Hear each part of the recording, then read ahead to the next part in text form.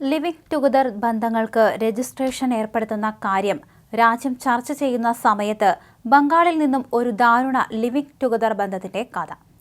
ജീവിത പങ്കാളിയെ കുത്തിക്കൊലപ്പെടുത്തി യുവതി പോലീസിൽ കീഴടങ്ങി. നിരന്തരം വഴക്കുകൾ പതിവായതോടെയാണ് യുവതി കടുംകൈ ചെയ്തത്. പശ്ചിമ ബംഗാളിലെ കൊൽക്കത്തയിലാണ് സംഭവം നടക്കുന്നത്. ചൊവ്വാഴ്ച രാത്രിയായിരുന്നു നഗരത്തെ ഞെട്ടിച്ച സംഭവം.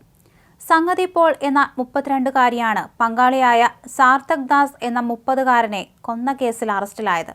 സോഷ്യൽ മീഡിയ പ്ലാറ്റ്ഫോം വഴിയുള്ള പരിചയത്തിലാണ് യുവതി ദാസുമായി ഒരുമിച്ച് താമസം തുടങ്ങിയത്. ഈ ബന്ധത്തിലെ അസ്വാരസ്യങ്ങൾക്ക് ഒടുവിലാണ് കൊലപാതകം.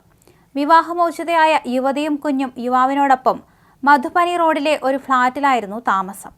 സോഷ്യൽ മീഡിയ പ്ലാറ്റ്ഫോമിലൂടെ പരിചയപ്പെട്ട ഇരുവരും പ്രണയത്തിലാവുകയും ഒന്നിച്ച് താമസിക്കാൻ തീരുമാനിക്കുകയും ചെയ്തു. ഫോട്ടോഗ്രാഫറായ സാർത്ഥകിന്റെ അമിത മദ്യപാനത്തെ ചൊല്ലി ഇരുവരും തമ്മിൽ തർക്കം സ്ഥിരമായിരുന്നു.